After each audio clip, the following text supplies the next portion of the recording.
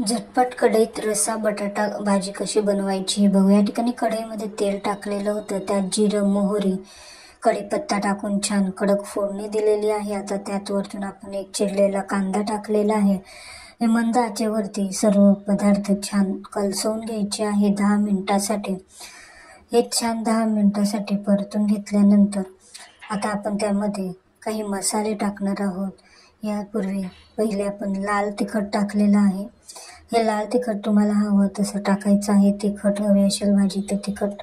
यामध्ये आपण गरम मसाला टाकलेला आहे. यामध्ये आपण भाजी मसाला टाकलेला आहे, हळद टाकलेली आहे व हे छान हलवून घेतलेलं आहे.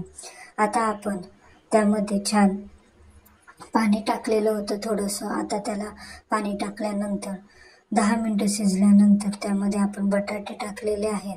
आता बटाटे टाकल्यावर आपण त्यामध्ये आता अर्धा ग्लास पाणी टाकलेलं आहे.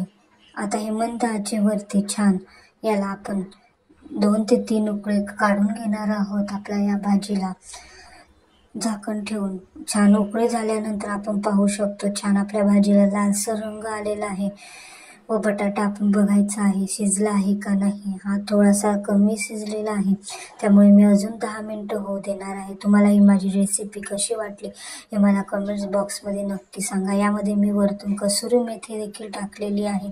कसुरी मेथीने छान चव येते. Thank you so much.